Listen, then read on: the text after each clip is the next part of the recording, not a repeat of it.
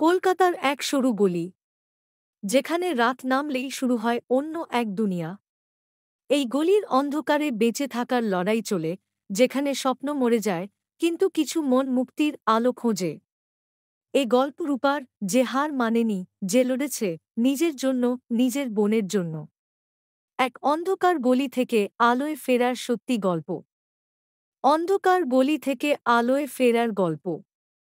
কলকাতার এক কোণে লুকিয়ে থাকা সরু গলি, যেখানে রাত নামলেই শুরু হয় অন্য এক দুনিয়া। দুনিয়ার চোখ এড়িয়ে এখানে বেঁচে থাকার লড়াই চলে, যেখানে শরীরই একমাত্র পুঁজি। এই গলির অন্ধকারে বাস করে রূপা, যার জীবন সংগ্রামের আরেক নাম। রূপার বয়স ২৫, কিন্তু তার চোখে লেগে থাকা বিষণ্ণতা তাকে আরও বড় করে তুলেছে।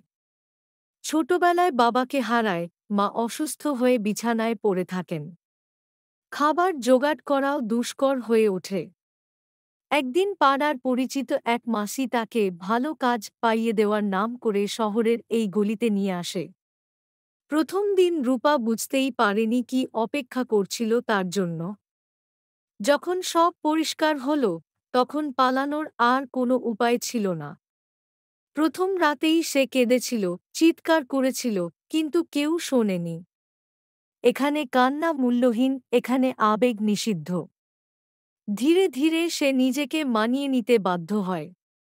দালালদের চোখে নজর, খদ্দেরদের চাহিদা, সব মিলিয়ে সে যেন নিজের অস্তিত্বই ভুলে গিয়েছিল। তবে রূপা সব মেনে নিতে পারেনি। সে জানত তার জীবন এভাবেই শেষ হতে পারে না। তার ছোট বোন পূজা এখনো স্কুলে পড়ে। সে চাইত অন্তত তার বোন যেন এই অভিশপ্ত জীবন থেকে দূরে থাকতে পারে। কিন্তু কিভাবে পালাবে সে? এই অন্ধকার থেকে বের হওয়ার পথ তো বন্ধই মনে হয়। একদিন তার জীবনে এলো রাহুল। সমাজকর্মী, কিন্তু পুলিশের তথ্যদাতা হিসেবেও কাজ করে। রূপার প্রতি তার এক অদ্ভুত টান জন্মায়।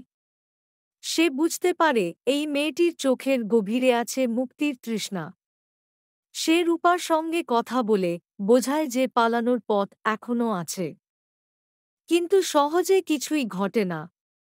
এক রাতে যখন রূপা পালানোর চেষ্টা করছিল, তখনই দালাল সঞ্জয় তাকে ধরে ফেলে। প্রচণ্ড মারধর করে জানিয়ে দেয় এখান থেকে বের হওয়া যায় না, মরে গেলেও না। সেই রাতে রূপা বুঝেছিল পালাতে হলে তাকে যুদ্ধ করতেই হবে। রাহুল সব ব্যবস্থা করে রেখেছিল।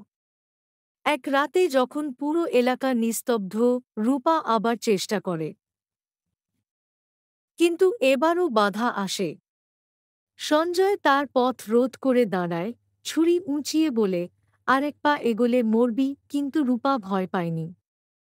সে মনে মনে প্রতিজ্ঞা করেছিল এবার সে থামবে না। এক মুহূর্তের সুযোগে রাহুল এসে পড়ে, পুলিশের একটা দলও সেখানে উপস্থিত হয়। শুরু হয় ধস্তাধস্তি। রূপা দৌড়ে রাহুলের দিকে ছুটে যায়। পুলিশ সঞ্জয়কে গ্রেপ্তার করে দালালদের একটি বড় চক্র ভেঙে যায়।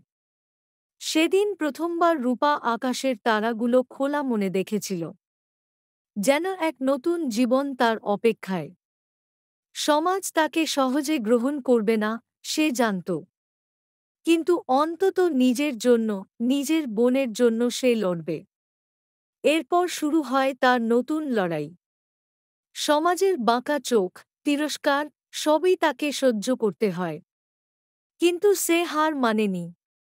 একটি স্বনির্ভর গোষ্ঠীর মাধ্যমে সে কাজ শুরু করে। সেলাই শেখে, হস্তশিল্পের কাজ শেখে। ধীরে ধীরে নিজেকে প্রতিষ্ঠিত করতে থাকে। একদিন তার নিজের একটি দোকান হয়, যেখানে সে অন্য মেয়েদেরও কাজ শেখাতে শুরু করে। রূপা বুঝতে পারে সমাজের চোখে সে যতই কলঙ্কিত হোক, সে নিজেকে পরিবর্তন করতে পেরেছে। আর এটাই সবচেয়ে বড় বিজয়। তার ছোট বোন পূজা আজ কলেজে পড়ে। সমাজ যাই বলুক, রূপা জানে তার সংগ্রাম বিফলে যায়নি।